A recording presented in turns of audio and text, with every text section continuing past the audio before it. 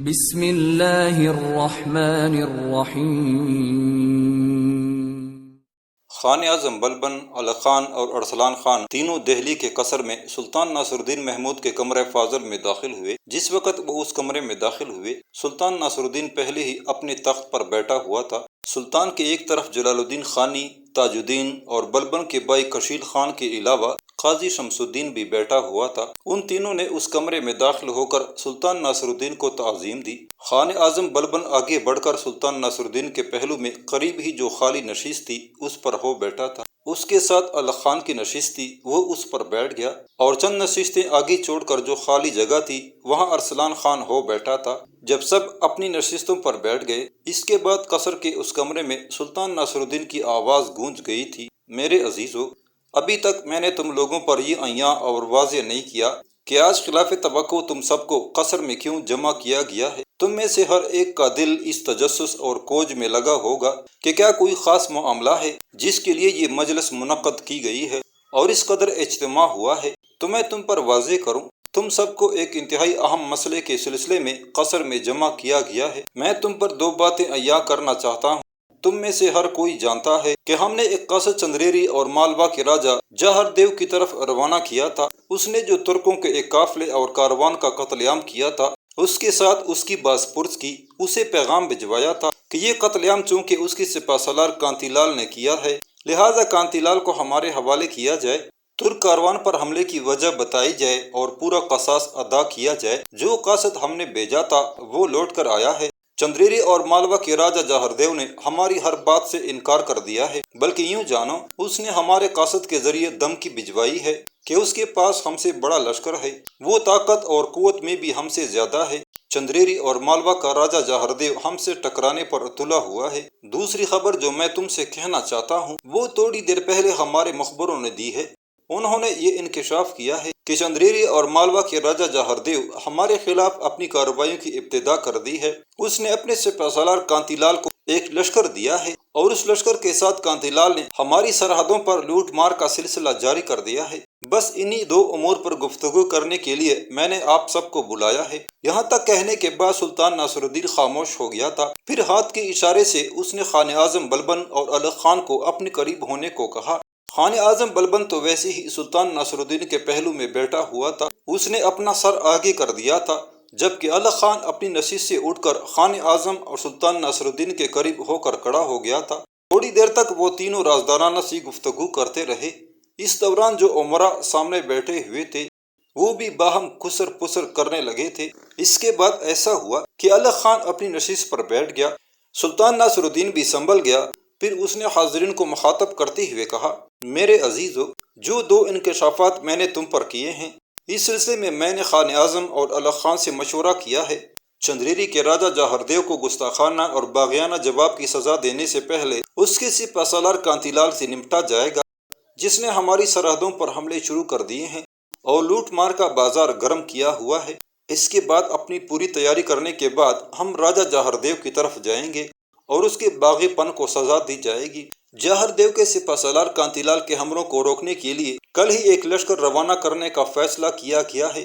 اس لشکر کا سپہ سالار علی خان ہوگا، جبکہ خان اعظم بلبن کا چھوٹا بھائی کشیل خان علی خان کے نائب اور ماتحت سپہ سالار کے طور پر کام کرے گا۔ جب تک یہ دونوں مل کر راجہ جہر دیو کے سپہ سالار کانتی لال سے نمٹتے ہیں، اس وقت تک ہم اپنی عسکری تیاریوں کو مکمل کرنے کے بعد راجہ جہر دیو کے خلاف حرکت میں آئیں گے، اور مجھے امید ہے کہ اس کے باغیانہ خیال کی اسے خوب سزا دیں گے۔ سلطان ناصر الدین دم لینے کے لیے رکا۔ اس کے بعد اپنا سلسلہ کلام جاری رکھتے ہوئے وہ کہہ رہا تھا: میرے عزیزو، کوچ کرنے کو تو میں اور خان اعظم ابھی اسی وقت راجہ دہر کی طرف کوچ کر سکتے ہیں اور اس سے ٹکرانے، اس پر حملہ آور ہونے کی ہمت اور جرأت رکھتے ہیں، لیکن میں فی الفور ایک لشکر کانتی لال کی راہ روکنے کے لیے روانہ کرنا چاہتا ہوں تاکہ اپنے سرحدی علاقوں کی لوٹ مار کانتی لال سے بند کرائی جائے۔ اس کے بعد راجہ جہر دیو کے خلاف حرکت میں آیا جائے گا۔ جس قدر حاضرین وہاں بیٹھے ہوئے تھے، سب نے سلطان ناصر الدین کی اس تجویز سے اتفاق کیا جس پر سلطان نے وہ اجلاس برخاست کر دیا تھا۔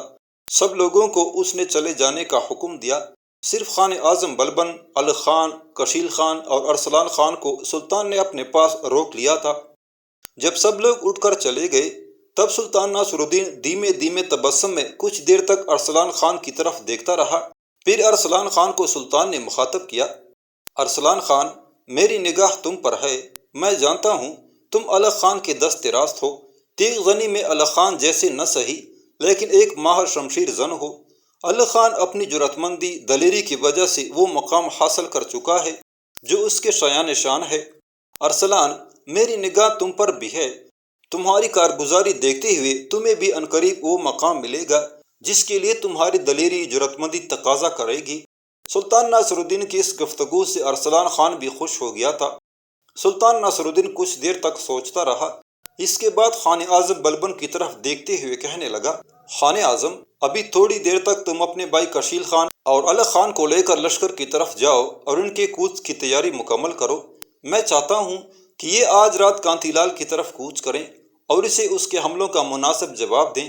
خان اعظم بلبن کی طرف سے توجہ ہٹانے کے بعد سلطان نے باری باری الغ خان اور کشیل خان کی طرف دیکھا، پھر قصر کے اس کمرے میں سلطان کی آواز گونجی تھی، الغ خان اور کشیل خان، کیا تم دونوں آج کوچ کرنے کے لیے تیار ہو؟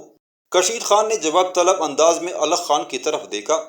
اس کے اس طرح دیکھنے کا مقصد یہ تھا کہ میری جگہ تم ہی جواب دو، لہٰذا الغ خان مسکراتے ہوئے کہنے لگا، سلطان محترم، آپ کا حکم ہو اور ہم کیسے کہہ سکتے ہیں کہ ہم کوچ نہیں کر سکتے۔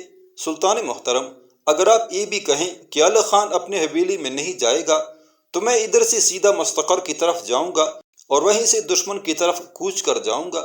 اس پر سلطان نے کہا، الغ خان میرے بیٹے، میں تمہاری سعادت مندی، تمہاری اس عاجزی سے بے حد خوش ہوا ہوں۔ تم اور ارسلان خان دونوں اپنی حویلی میں جاؤ، اپنی تیاری مکمل کرو۔ کشیل خان اپنے گھر جاتا ہے جبکہ خان اعظم سیدھا مستقر کی طرف جاتا ہے، تم بھی اپنے گھروں سے ہو کر مستقر کی طرف جاؤ، پھر خان اعظم تمہارے کوچ کی تیاریاں کرواتا ہے۔ میرے خیال میں اب تم لوگ اپنے اپنے گھروں کو جاؤ اور مجھے امید ہے کہ مالوا کے راجہ جہاردیو کے سپہ سالار کانتی لال کے مقابلے میں مجھے تم دونوں کی طرف سے کوئی اچھی خبر ملے گی۔ تمہارے لشکر میں کچھ مخبر بھی ہوں گے جو میرے اور تمہارے درمیان رابطہ رکھیں گے۔ تمہاری طرف سے خبر ملنے کے بعد میں اور خان اعظم دونوں ایک لشکر لے کر راجہ جہاردیو کا رخ کریں گے۔ اب تم اپنے کوچ کی تیاری کرو۔ اس کے ساتھ ہی خان اعظم بلبن ہی نہیں، الغ خان، کشیل خان اور ارسلان خان تینوں اٹھ کھڑے ہوئے، پھر وہ قصر کے اس کمرے سے نکل گئے تھے۔ اسی روز الغ خان، کشیل خان اور ارسلان خان تینوں لشکر لے کر مالوا کی سمت اپنے سرحدی علاقوں کی طرف کوچ کر گئے تھے۔ اپنی سرحدی علاقوں تک پہنچنے تک الغ خان کو اس کے لیے مقرر کیے جانے والے جاسوسوں اور طلایہ گروں نے خبر دی تھی کہ راجہ جہاردیو کا سپہ سالار کانتی لال سرحدوں پر یلغار اور ترکتاز کیے ہوئے ہے۔ لہٰذا مطمئن انداز میں الغ خان جب سرحدی علاقوں میں پہنچا تو اس کے وہاں پہنچتے ہی مالوا کے راجہ جہاردیو کا سیناپتی کانتی لال الغ خان اور کشیل خان پر حملہ آور ہو گیا۔ دشمن کے ساتھ ٹکرانے سے پہلے الغ خان نے اپنے لشکر کو دو حصوں میں تقسیم کر دیا تھا، ایک حصہ اس نے اپنے پاس رکھا، دوسرا اس نے خان اعظم بلبن کے بھائی کشیل خان کی سرکردگی میں دیا تھا۔ الغ خان اپنے لشکر کے ساتھ آگے تھا، کشیل خان کو اس نے اپنے پشت پر رکھا تھا۔ کانتی لال کے حملہ آور ہونے کے بعد الغ خان بھی ان پر حملہ آور ہو گیا تھا۔ قریب تھا کہ الغ خان کے راجہ جہاردیو کے سیانپتی کانتی لال کو بدترین اور عبرت خیز شکست دے تھا، اس لیے کہ الغ خان نے اس کے لشکر کی اگلی صفوں کا صفایا کر دیا تھا۔ پر الغ خان اور کشیل خان دونوں کی بدقسمتی کے عین اسی لمحہ پشت کی جانب سے کوئی انجانا، کوئی نوارد لشکر ان پر حملہ آور ہو گیا تھا۔ حملہ آور ہونے والا یہ نیا لشکر اپنی تعداد کے لحاظ سے الغ خان اور کشیل خان کے لشکر پر فوقیت رکھتا تھا۔ پشت کی طرف سے اس حملے نے سامنے کی طرف کانتی لال کے لشکریوں کے حوصلے بلند کر دیے تھے اور وہ بھی پیچھے ہٹتے ہٹتے یکدم رک گئے اور الغ خان پر ٹوٹ پڑے تھے۔ الغ خان نے جب دیکھا کہ اس پر دو طرفہ حملہ ہو چکا ہے اور اگر اس نے اپنے دفاع میں تاخیر کی تو دشمن اس کے لشکریوں کا قتل عام شروع کر دے گا، لہٰذا کشیل خان کو اس نے پیغام بھجوایا کہ لڑتے مارتے اپنے لشکر کو دائیں جانب نکالو اور دائیں جانب سے بھاگ کھڑے ہو۔ الغ خان کا کہا مانتے ہوئے کشیل خان اپنے لشکر کو حرکت میں لایا، پھر الغ خان اور کشیل خان دونوں اپنے اپنے لشکروں کو بچاتے ہوئے اپنی پوری رفتار سے دائیں جانب بھاگ کھڑے ہوئے۔ گو کانتی لال اور نیا حملہ آور ہونے والا لشکروں کی تعداد الغ خان کے پورے لشکر سے کئی گنا زیادہ تھی، پر کانتی لال اور نئے لشکر نے الغ خان کا تعاقب نہیں کیا۔ شاید کانتی لال کو خبر ہو چکی تھی کہ اس کے مقابلے پر آنے والا الغ خان ہے اور علی خان کی ذہنیت، اس کی فطرت، اس کی بہادری اور اس کی تیغزنی میں اس کی ممارست کو کانتی لال خوب جانتا تھا۔ اس بنا پر اس نے علی خان کا تعاقب نہیں کیا۔ اسے خدشہ تھا کہ اگر کسی بھی موقع پر علی خان نے پلٹ کر اس کے ساتھ زندگی اور موت کا کھیل کھیلنا شروع کیا تو اس کی فتح یقیناً شکست میں بدل کر رکھ دے گا۔ اسی بنا پر کانتی لال اور نئے لشکر کے سالار نے اپنی اس فتح کو ہی غنیمت جانا تھا۔ بہرحال علی خان اور کشیل خان دونوں اپنے لشکروں کو بچاتے ہوئے دائیں جانب کے گھنے درختوں والے جنگل میں گھس گئے تھے۔ علی خان نے جب دیکھا کہ فتح حاصل کرنے کے بعد دشمن نے اس کا تعاقب نہیں کیا تو دشمن کی اس رد عمل کو اس نے اپنے لیے غنیمت جانا۔ درختوں کے جس گھنے جنگل میں وہ داخل ہوا تھا اس کے وسط میں جا کر اس نے اپنے لشکر کو روک دیا۔ سب سے پہلے جنگ میں جو زخمی ہوئے تھے ان کی دیکھ بھال، ان کے آرام، ان کی آسائش کا اہتمام کیا گیا۔ پھر ایک جگہ چھوٹے سے ایک ٹیلے کے قریب علی خان رک گیا اور اپنے ارد گرد پہلے اداسی اور غم میں مبتلا اپنے لشکریوں کا جائزہ لینے لگا۔ کشیل خان اور ارسلان خان اس کے پہلو میں تھے۔ دونوں نے دیکھا اس موقع پر علی خان اداس، افسردہ اور بجھا بجھا سا تھا۔ کچھ دیر تک وہ اپنے لشکریوں کا جائزہ لیتا رہا۔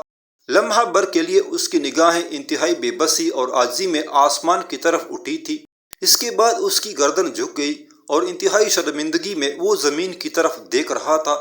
اس کی یہ حالت دیکھتے ہوئے کشیل خان اور ارسلان خان دونوں دکھ اور غم میں کھٹ کر رہ گئے تھے۔ اس موقع پر کشیل خان علی خان کو مخاطب کرتے ہوئے کچھ کہنا چاہتا تھا کہ اس سے قبل ہی علی خان نے اپنی گردن سیدھی کی۔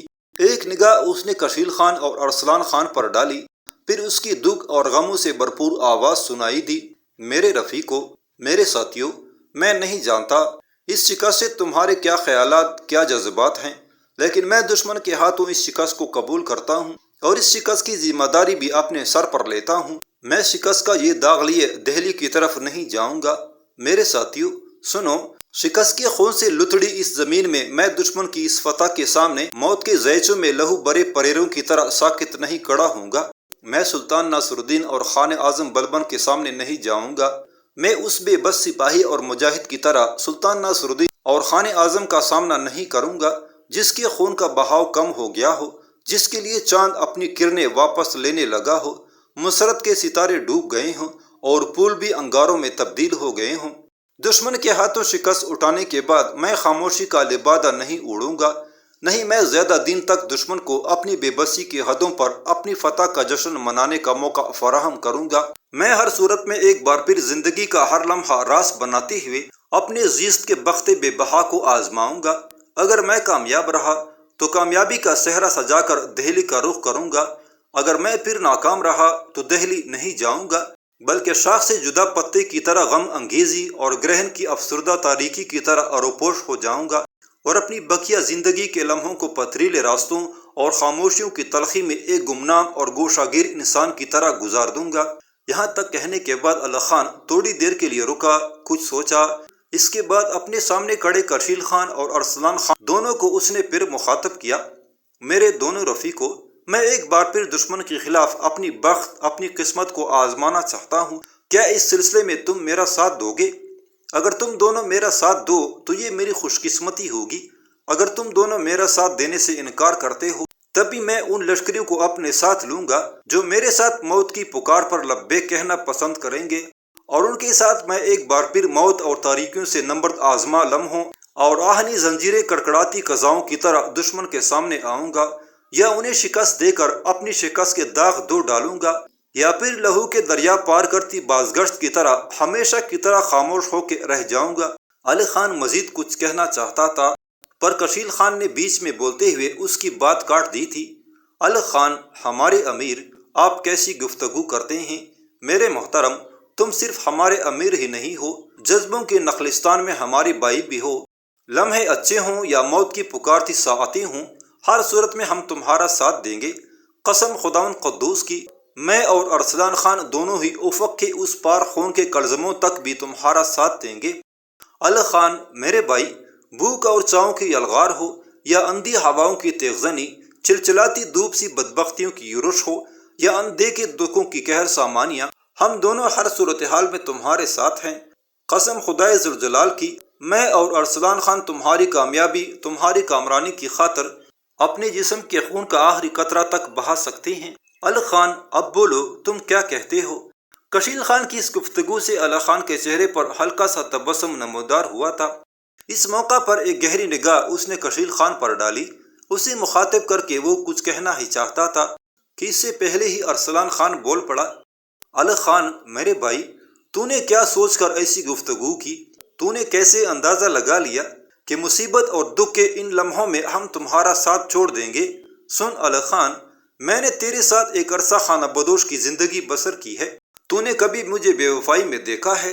قسم اس مالک جہان کی جس نے اس آسمان اور زمین کو پیدا کیا، اگر بے آب و گیا فضاؤں اور موت کی ویرانیوں میں کڑی موت پکارتی ہو تب بھی میں تیرے ایک اشارے پر بغلگیر ہونے کے لیے تیار ہو جاؤں گا۔ الغ خان، کبھی بھی یہ مت سوچنا کہ برے وقت میں ہم تمہارا ساتھ چھوڑ دیں گے، ہرگز نہیں۔ جواب میں الغ خان تھوڑی دیر تک مسکراتے ہوئے دونوں کی طرف دیکھتا رہا، پھر ایک نئے ولولے، ایک تازہ لگن میں اس نے کہنا شروع کیا، میرے دونوں ساتھیوں، میرے جان نثاروں، تم دونوں کے جواب نے میرے ولولوں کو تازہ کر کے رکھ دیا ہے۔ مجھے امید ہے کہ میں ایک بار پھر دشمن پر ضرب لگاتے ہوئے اس کو اپنے سامنے جھکنے پر مجبور کر دوں گا۔ سنو، چند روز تک اسی جنگل میں قیام کیا جائے گا۔ اس دوران دشمن کی نقل و حرکت پر بھی نگاہ رکھی جائے گی۔ پھر جب مناسب وقت آئے گا تو میں دشمن پر ضرب لگاؤں گا۔ مجھے ایک بات کا دکھ اور افسوس ضرور ہے، وہ یہ کہ ہمارے جاسوسوں نے خبر دی ہے کہ ہمارے مقابلے میں راجہ جہردیو کا صرف ایک ہی لشکر ہے اور اس کی کمانداری راجہ جہردیو کا سپہ سالار کانتی لال کر رہا ہے۔ جس وقت میں کانتی لال سے ٹکرایا تھا مجھے قوی امید تھی کہ میں لمحوں کے اندر اس کے رخنے ادھیڑ کر رکھ دوں گا، پر نہ جانے پشت کی جانب سے کون سا لشکر ہم پر حملہ آور ہوا اور ہماری فتح کو اس نے شکست میں تبدیل کر دیا۔ کشیل خان اور ارسلان خان، تم دونوں نے دیکھا ہوگا کہ جو لشکر ہماری پشت کی جانب سے حملہ آور ہوا تھا، اگر وہ تھوڑی دیر تک حملہ آور نہ ہوتا تو میں کانتی لال کو اپنے آگے آگے بھاگنے پر مجبور کر چکا ہوتا، پر ہائے ہماری بدقسمتی کے نہ جانے کون سا لشکر پشت کی جانب سے حملہ آور ہوا اور ہماری کامیابی اور کامرانی پر اس نے اندھیرے اور تاریکیاں پھیلا کے رکھ دی۔ کشیل خان میرے بھائی، ایک کام کرو، اپنے کچھ جاسوسوں کو مقرر کرو، وہ 2 کام سر انجام دے اور یہ جاننے کی کوشش کریں کہ جو لشکر ہماری پشت کی جانب سے حملہ آور ہوا تھا وہ کس کا لشکر تھا اور اس کی کمانداری کون کر رہا تھا، اس نے کہاں گات لگا رکھی تھی اور کیوں ہمارے طلایہ گر اور مخبر اس پر نگاہ نہ رکھ سکے۔ ہمیں دوسری خبر وہ یہ دیں کہ ہمیں شکست دینے کے بعد وہ دونوں لشکر کدھر گئے ہیں، کب تک اکٹھے رہتے ہیں اور کب تک جدا ہو کر مختلف سمتوں کو روانہ ہوتے ہیں۔ جب تک مخبر یہ خبریں لے کر نہیں آتے ہمارا قیام اسی جگہ ہوگا۔ اگر ہمارے پاس خوراک ختم ہو جاتی ہے تو آس پاس کی بستیوں پر شب خون مارتے ہوئے اپنے لیے ضروریات زندگی حاصل کی جائیں گی۔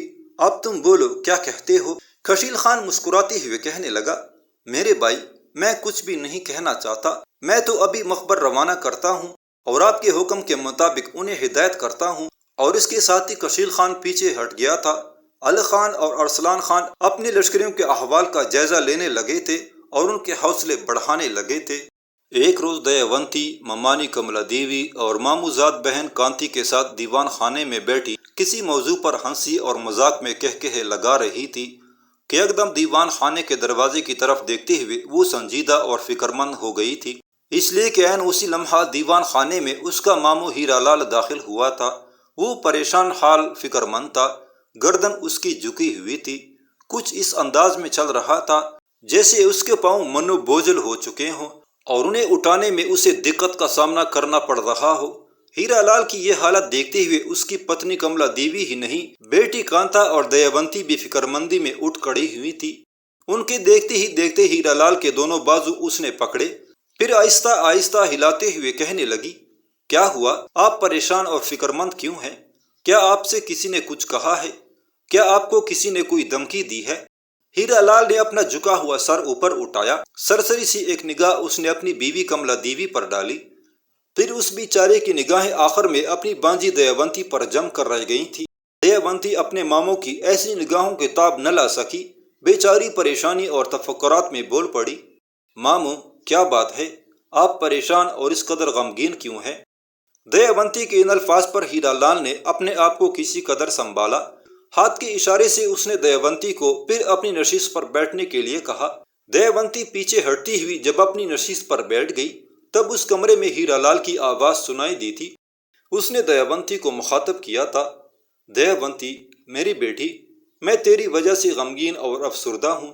یوں جانو میں تمہارے لیے ایک انتہائی ناکند اور بری خبر اور سندیش لے کر آیا ہوں۔ میری بچی، میری پتری، یہ خبر اعلی خان سے متعلق ہے۔ میں بازار سے لوٹ رہا تھا کہ میری ملاقات خان اعظم سے ہو گئی۔ خان اعظم بڑے اداس اور افسردہ تھے۔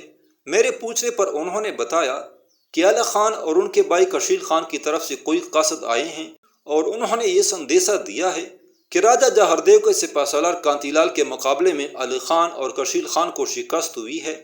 دونوں شکست اٹھا کر بھاگے ہیں۔ کدھر گئے ہیں ابھی تک کسی کو کچھ پتہ نہیں ہے۔ دونوں ابھی تک لاپتہ ہیں۔ ہیرا لال کی اس انکشاف پر دموتی بیچاری منہ سے کچھ نہ بول سکی، تاہم وہ یہ خبر سن کر افسردہ پھول، اداس کلیوں، کنڈر بام اور درد کے سلسلوں کی سی ہو کر رہ گئی تھی۔ ہیرا لال بیچارہ عجیب سی چاہت اور محبت میں دموتی کی طرف دیکھتا رہا۔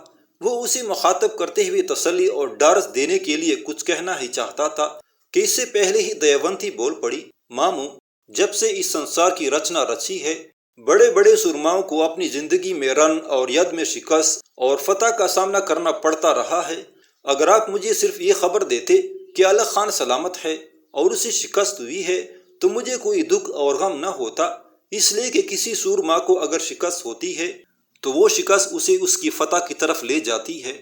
ماموں، جہاں تک علی خان کا تعلق ہے تو میں اس سے ایک ایسا ناطہ، ایک ایسا تعلق جوڑ چکی ہوں جو ان مٹ ہے۔ لوگ شیطان کے خوف سے بھگوان کا دھیان کرتے ہیں، کچھ لوگ دوزخ سے ڈر کر نیک کاموں کی طرف دھیان کرتے ہیں، لیکن میں نے تو اپنے جیون میں صرف علی خان۔ ماموں، علی خان اب میری سپنوں، میری آتما اور میرے من کے سنگھاسن پر ایک راجن کی صورت اختیار کر چکے ہیں۔ دموتی شاید مزید کچھ کہتی کہ بیچ میں ہیرا لال نے بولتے ہوئے اس کی گفتگو کا سلسلہ کاٹ دیا۔ دموتی میری پتری، اس قدر گہرے وچار میں نہ کھو جا۔ میں خان اعظم سے پوری تفصیل حاصل کر کے آ رہا ہوں۔ جو قاصد علی خان اور کشیل خان کا شکست کا سندیشہ لے کر دہلی میں داخل ہوئے ہیں، ان کا کہنا ہے کہ علی خان اور کشیل خان کو دشمن کے مقابلے میں شکست ضرور ہوئی ہے، لیکن نہ ان دونوں کو کوئی نقصان پہنچا ہے اور نہ دشمن کے ہاتھوں گرفتار ہوئے ہیں۔ آنے والے ان قاصدوں کا یہ بھی کہنا ہے کہ جس وقت رن پڑا تھا تو علی خان راجہ جہاردیو کے سپہ سالار کانتی لال سے ٹکرایا تھا۔ بلبن کے بھائی کشیل خان کو آدھے لشکر کے ساتھ اس نے اپنے پیچھے رکھا تھا۔ سندیشہ لانے والے کا یہ بھی کہنا ہے کہ علی خان کانتی لال کو بدترین شکست دینے والا تھا۔ کیا اسی وقت پشت کی جانب سے کوئی اور لشکر کشیل خان اور علی خان پر حملہ آور ہوا جس کے باعث ان دونوں کو شکست اور فرار کا راستہ اختیار کرنا پڑا؟ ابھی تک یہ معلوم نہیں ہو سکا کہ پشت کی جانب سے جو لشکر حملہ آور ہوا وہ کس کا تھا، راجہ جہاردیو کا تھا یا راجہ جہاردیو نے کسی اور کے ساتھ ساز باز کر رکھی ہے اور اس لشکر کو اس نے گات میں بٹھا رکھا تھا۔ آنے والے قاصد کا یہ بھی کہنا ہے کہ جو مخبر علی خان کے ساتھ کام کر رہے تھے انہیں پشت کی جانب سے حملہ آور ہونے کی خبر نہ ہو سکی تھی۔ دیکھ میری بچی، میری پتری، چنتا نہ کر، یہ بات تو طے شدہ ہے کہ علی خان زندہ ہے۔ تو یہ بھی جانتی ہے کہ وہ ید اور رنگ کا دیوتا ہے۔ میرا من کہتا ہے کہ وہ ایسا کوئی راستہ ضرور اختیار کرے گا کہ اپنی شکست کے اس داغ کو دھو ڈالے گا۔ میری بیٹی، تو اداس اور افسردہ نہ ہو، علی خان زندہ ہے۔ بلبن نے تیز رفتار قاصد رن کی طرف بھجوائے ہیں تاکہ علی خان اور کشیل خان کی خیریت جانے۔ بلبن اپنے صرف بھائی کشیل خان کے لیے نہیں، علی خان کے لیے بڑا پریشان ہے، اس لیے کہ خان اعظم بلبن علی خان کو اپنے بیٹوں کی طرح چاہتا ہے۔ میری بچی، میرا من کہتا ہے کہ ان قریب کوئی اچھی خبر سننے کو ملے گی۔ اب تو اٹھ تاکہ سارے مل کر کھانا کھائیں۔ دموتی بیچاری کچھ دیر بیٹھ کے سوچتی رہی۔ اس دوران اس کی ماموزاد بہن کانتا اٹھی اور دموتی کے دونوں ہاتھ پکڑ کر اس نے اسے اٹھانے کی کوشش کی، جس پر دموتی بیچاری اپنی قرمزی رنگ کے زرقار حریری لباس کو سمیٹتی ہوئی اٹھ کھڑی ہوئی۔ پھر کھانا کھانے کے لیے سب دوسرے کمرے کی طرف چلے گئے تھے۔